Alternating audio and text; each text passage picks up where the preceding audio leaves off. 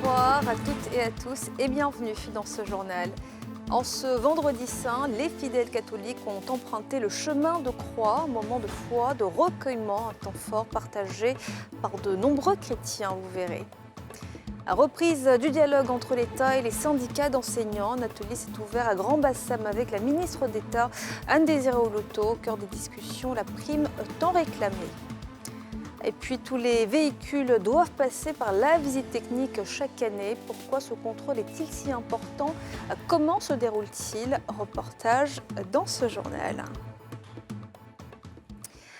Le dialogue reprend entre le gouvernement et les syndicats d'enseignants. Un atelier sur la prime réclamée s'est ouvert à Grand-Bassam en présence de la ministre d'État Anne-Désirée Oloto, comme nous le montre Salif Yadekoué et Zécry Joseph dans ce reportage. L'examen de la revendication relative à la prime et l'élaboration d'un calendrier de travail est la thématique centrale de l'atelier qui s'est ouvert vendredi à Grand-Bassam. Acteurs étatiques et syndicats des secteurs éducation-formation discuteront durant 72 heures dans l'optique de trouver une solution à cette question qui préoccupe les enseignants. Cet atelier, chers participants, marque une étape clé dans la gestion méthodique des revendications sectorielles à caractère financier déjà lancées depuis plusieurs mois. Son objectif est de poser un cadre clair et rigoureux de travail. Son objectif est d'apporter des réponses à vos inquiétudes. Il ne s'agit pas simplement de donner des dates fixes, fermes, mais il s'agira aussi d'identifier des activités à l'intérieur de ce chronogramme. Plusieurs fêtières sont à cette table de discussion.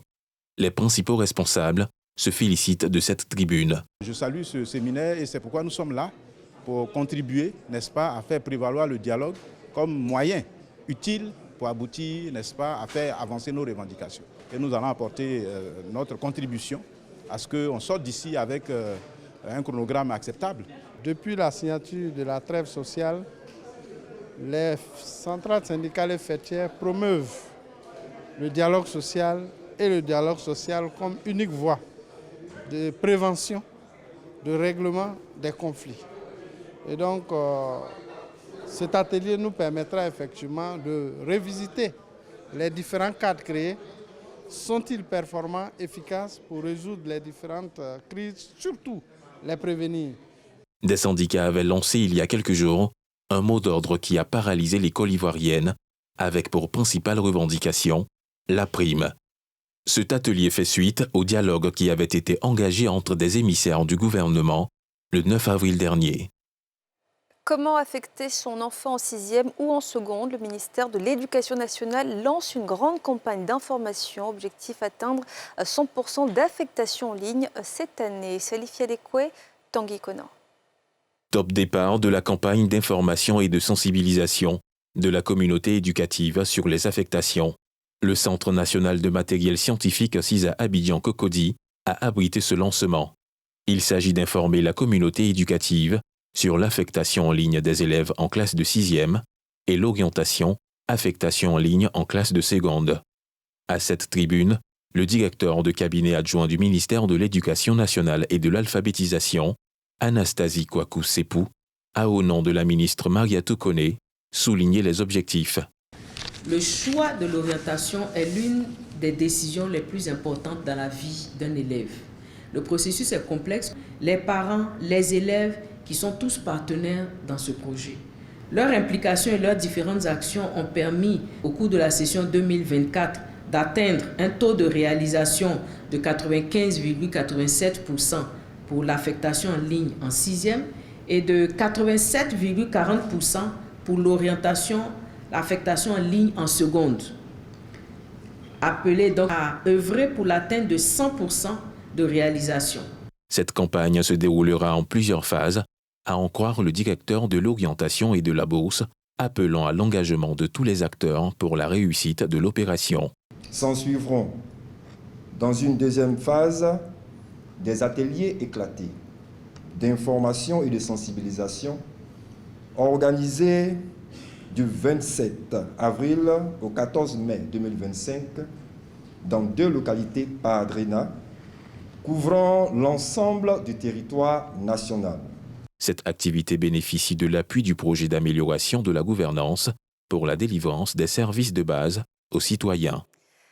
Plus de 1500 maîtres artisans sont auditionnés depuis ce matin. Objectif, faire reconnaître officiellement leur savoir-faire acquis sur le terrain. Le constat de Moussa Nikema et de Tanguy Conan. Ce sont 1696 candidats qui seront auditionnés par ce jury dans le cadre de l'apprentissage informel pour la validation des acquis de l'expérience. Ces candidats sont des maîtres artisans, n'ayant cependant pas de diplôme. Pour nous, il s'agit de reconnaître les compétences de tous ces patrons d'entreprises au niveau du secteur artisanal, au niveau du secteur formel, qui ont des compétences pour lesquelles ils n'ont pas de parchemin pour prouver. Ceux qui ont candidaté pour avoir un CAP, on a demandé qu'ils aient au moins 7 ans d'expérience professionnelle, et ceux qui postulent pour le CQP au minimum 5 ans. De 5000 candidats, vous voyez qu'aujourd'hui on va délibérer sur 1600 candidats pour 18 corps de métier. Cette valorisation va nous permettre de reconnaître que M. X, par rapport aux compétences qu'il a, il mérite d'avoir le certificat d'aptitude professionnelle que nous appelons le CAP. Et il y a des gens, même s'ils ne sont pas là à l'école aussi, ils ont appris un métier. Et au plan de la pratique, ils savent véritablement exercer le métier, fabriquer ce qu'il faut. On va leur donner un certificat de qualification professionnelle, le CQP, pour dire que nous reconnaissons que ces compétences correspondent à tel niveau.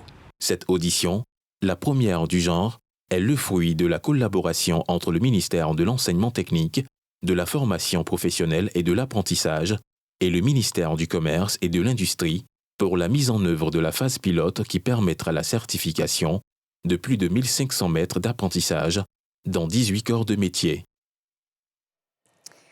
Plus d'1 million de véhicules roulent en Côte d'Ivoire et tous doivent passer par la visite technique obligatoire depuis 1959. Mais à quoi sert-elle et que vérifie-t-on exactement? Le reportage de Moussa Nikema et de Cheikh Bleu. En Côte d'Ivoire, la visite technique existe et est obligatoire depuis 1959. On estime à environ 1 500 000 véhicules dans le pays. Pourtant, tous ne passent pas l'examen technique.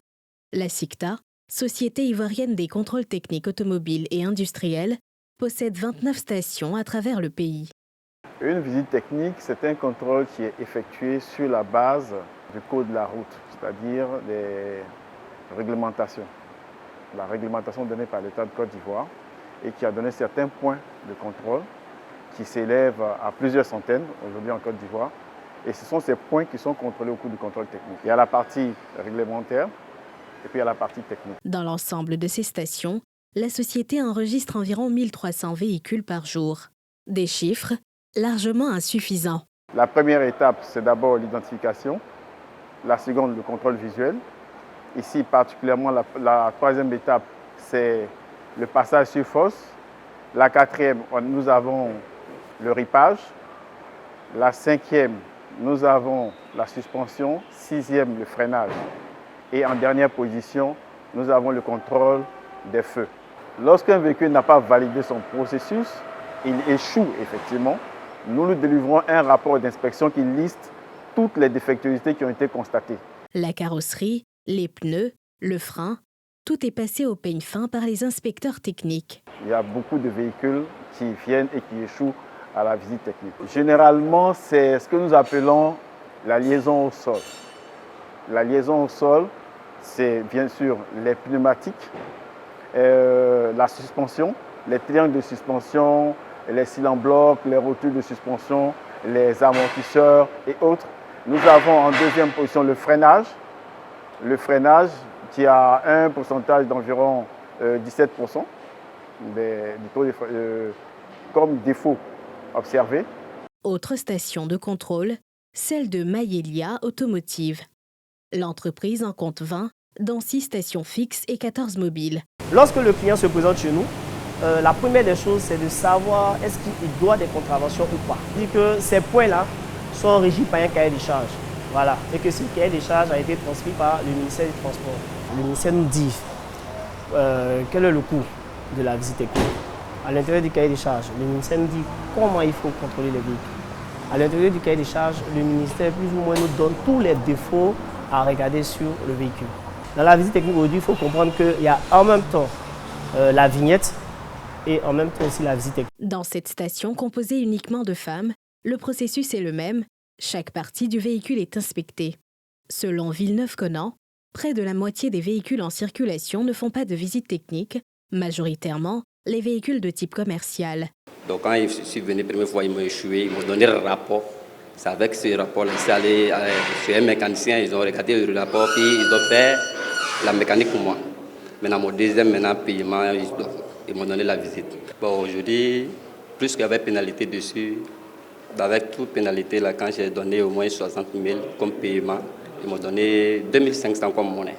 Depuis le début de l'année 2025, la souscription à une assurance automobile est désormais conditionnée par la présentation d'un certificat de visite technique en cours de validité. C'est un moment fort du calendrier chrétien. Ce vendredi saint, les fidèles ont revécu les dernières heures du Christ à travers 14 stations en temps de prière et de recueillement pour se souvenir de sa souffrance et célébrer sa résurrection. Le reportage de Nadja Elja et de Zéchré Joseph. C'est à 15h, sous un soleil de plomb, que la foule de chrétiens de la paroisse Saint-Jacques de Modeste a démarré le mime du chemin de croix. Durant plus d'une heure, sous la chaleur pesante, ils ont reconstitué, grâce à la troupe théâtrale de l'église, les différentes étapes de ce temps fort de la foi chrétienne. Pour moi, le vendredi saint, c'est ce jour où je dois me rappeler, encore plus que les autres jours, de ce que Jésus a fait pour moi. C'est important de revivre ce moment-là, de s'approprier ce moment. Nous sommes à la fin du chemin du temps de carême qui a duré 40 jours. Vraiment, c'est vraiment important pour nous. Nous avons vécu la douleur qu'a vécue sa mère. Ça nous permet de pouvoir, je peux dire, grandir encore plus dans notre foi catholique. Le poids de la croix, les coups reçus et le bitume brûlant sur lequel il était quelquefois étendu n'ont pas empêché Jean-Emmanuel d'incarner ce rôle cher à son cœur. C'est ma 3e fois d'interpréter ce rôle. En tant que chrétien, jouer ce rôle simplifie ma foi. Le moment le plus important de la foi chrétienne, le chemin de croix qui va s'achever par la résurrection du Christ à Pâques, véhicule un message d'humilité, mais aussi d'espoir. Le Christ, notre Seigneur, a souffert pour nous. Et donc, à travers ce chemin de croix, nous nous unissons à sa passion. Et en même temps aussi, il est important que nous comprenions que de toutes ces situations de souffrance, de toutes ces situations difficiles que nous vivons, il peut surgir la vie, il peut surgir l'espoir, il peut surgir la résurrection. Cet événement fait partie du Triduum pascal qui désigne les jours durant lesquels Jésus a vécu sa passion, sa mort et sa résurrection. Ce sont les jours les plus importants du calendrier liturgique chrétien. Et aujourd'hui, nous vivons le 2e jour de ce Triduum pascal-là. Ce Triduum pascal qui est lui-même inscrit dans ce qu'on appelle la semaine sainte. Et la célébration que nous avons aujourd'hui a 2 grands moments. Il y a d'abord le grand chemin de croix qui est une piété populaire. Et ensuite, il y aura la passion du Christ que nous allons célébrer à l'intérieur de l'église. Après le chemin de croix, la célébration s'est poursuivie au sein de la paroisse avec les rites de la Passion, notamment la proclamation de l'Évangile, la communion et la vénération de la croix. Et Abidjan prend déjà des allures de fête. À 48 heures de Pâques, la capitale économique vibre au rythme des préparatifs. Le constat de Faltia Koulibaly et de Fulgence Kissédou. Gare routière située dans la commune de Yopougon, bondée de monde comme une ruche humaine. Les voix se mêlent au vrombissement des moteurs, les klaxons tracent des lignes sonores entre les passagers aux diverses destinations, mais pour la même cause, célébrer la fête de Pâques en famille. Parmi cette foule, Jean-Claude, un habitué des lieux, s'est rendu tôt ce matin à la gare espérant avoir une place dans l'un des cars en partance pour Bouaké. Ses affaires bien rangées, le regard anxieux et le visage marqué par l'impatience, Jean-Claude crie son ras-le-bol. Depuis 5 heures, nous sommes là, sous soleil. On nous donne des tickets de 8 heures, il est 13 heures. On est sous soleil. Et là, le soleil, vous-même vous constatez, nous sommes sous soleil. C'est pas normal. La compagnie a pris quand même des dispositions en mettant dans la flotte actuelle près de 80 nouveaux bus pour permettre à notre compagnie de pouvoir juguler le flux de personnes qui va fréquenter notre gare pendant les 72 heures avant la fête de la Pâque. Il est 19h30 et les voyageurs sont toujours là dans la commune d'Adjamé. Les affaires à terre, les visages désespérés, d'autres en pleine discussion, Thérèse est assise près de son mari. Ensemble, ils attendent depuis 10 heures un car. Leur valise est prête, mais le car, lui, se fait attendre. Malgré l'attente, ils ne se détournent pas de leur objectif. Je suis arrivée ici depuis ce matin. Il n'y a pas de car, mais ce n'est pas grave. Je suis convaincue que je vais arriver à destination. Même si c'est le soir de la fête, je vais fêter mon Paquinou. À quelques mètres, un homme debout, en train de discuter avec des personnes qu'il a rencontrées sur les lieux. Il est arrivé à la gare depuis 13 heures et jusque-là, aucune annonce, aucun mouvement. Il attend toujours. Pour lui, ce n'est pas seulement une fête, c'est aussi une nécessité. On n'a pas le temps de passer assez de temps avec les parents, donc c'est par ces occasions-là qu'on arrive à essayer de croiser la famille. Même si le car vient à 1h, 2h, on est là, on va l'emprunter et puis rejoindre les parents au village. Avec les embouteillages, avec la limitation des vitesses, donc c'est un peu lent. Le voyage n'est pas trop rapide, mais on peut faire ça comme ça. Si certains prennent la route vers l'intérieur du pays, d'autres préfèrent rester à Abidjan et se faire beau pour l'occasion, comme Laura, venue dans ce salon de coiffure dans la commune de Cocody. Je ne pourrais pas me rendre à l'intérieur du pays pour cette Pâque-là parce que je travaille en fait, le samedi. Donc je ne pourrais pas voyager. Sinon, normalement, la Pâque, je vais en famille, à Yamsokro et tout.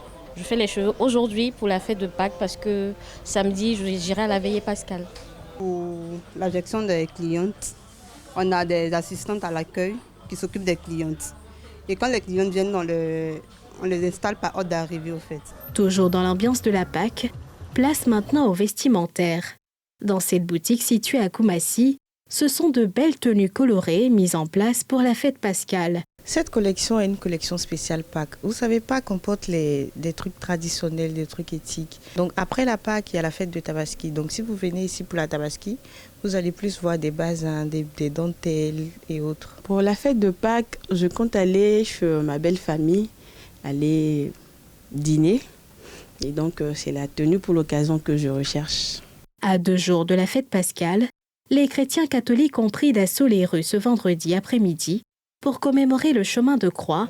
Ensuite suivra la veillée pascale avant dimanche, jour de résurrection. Et à l'approche de Paquinou, les routes seront très fréquentées pour éviter les accidents. Une campagne de sensibilisation a été lancée. Objectif, dire non à l'alcool et au tabac au volant. Feltia Koulibaly, Fulgence Kissidou. Ce matin, les agents du ministère de la Santé, de l'Hygiène publique et de la couverture maladie universelle et ceux du ministère des Transports ont effectué une campagne de sensibilisation à l'attention des professionnels des transports sur l'alcool au volant dans le Grand Abidjan. Ils se sont rendus dans les gares routières afin de porter le message. C'est une campagne qui est la bienvenue pour les chauffeurs en cette période de fête de Pâques. Étant sur la route, il faut être très serein parce que tu dois rouler 3 quarts, lui qui est devant pour toi et celui qui est derrière. Là, comme ça, la sécurité, ça passe pour tout le monde. Je dis à tous mes collègues de rouler avec prudence. Dolo et direction, ça ne matche pas. Ce slogan court, percutant et facile à retenir a été scandé tout au long de la campagne. Il incarne à lui seul le message clé de cette opération. La route et l'alcool ne font pas bon ménage. Le programme national de lutte contre le tabagisme mise sur la force des mots et la proximité du terrain pour faire passer un message de santé publique crucial afin d'atteindre l'objectif fixé. Le nombre d'accidents sur des AVP, les voies publiques, en nette augmentation. Nous avons de 2024 à 2025 à peu près une augmentation de 4%. Donc notre objectif c'est de réduire vraiment ce nombre d'accidents sur les voies publiques et de sauver des vies. In fine, c'est sauver les vies des habitants de Côte d'Ivoire. En cette période de Pâques, où les routes sont plus fréquentées et les esprits parfois plus légers, cette initiative du ministère de la Santé, de l'Hygiène publique et de la couverture maladie universelle, en partenariat avec le ministère des Transports, tombe à point nommé. Dans l'œil direction, ça matche pas, un slogan, mais surtout un appel à la responsabilité de tous, car sur la route, chaque décision compte. Dans le reste de l'actualité, le Salon international du contenu audiovisuel d'Abidjan se prépare et déjà un concours est lancé pour booster la création locale. Objectif, mobiliser les financements et révéler les talents d'ici. Le reportage de Moussani Kema et de Tanguy Conan. En marge de la 3e édition du SICA, Salon international du contenu audiovisuel, est lancé le concours dénommé « Initiative de valorisation des talents ». Selon ses initiateurs, ce projet est la version améliorée du concours de pitch en faveur des créateurs locaux. Le SICA est bel et bien en train de devenir le marché international que nous ambitionnons, un lieu de convergence privilégié pour les producteurs, les distributeurs et les diffuseurs à la recherche de projets novateurs et de collaborations fructueuses. Pour cette édition 2025 du pitch qui s'inscrit désormais dans l'initiative Valorisation des talents, nous avons le plaisir d'annoncer plusieurs nouveautés et un soutien accru aux créateurs. La dotation globale des prix a été augmentée de 50 millions à 70 millions, témoignant de notre engagement renforcé. De plus, nous sommes fiers d'introduire le prix de la promotion touristique et de la destination Côte d'Ivoire, soulignant ainsi l'importance de l'audiovisuel dans la valorisation de notre ambition de valoriser le patrimoine et notre activité. Les initiatives de valorisation des talents du SICA répondent à un besoin essentiel, celui d'offrir aux professionnels du secteur des opportunités concrètes de financement, de visibilité et d'accès à un marché international.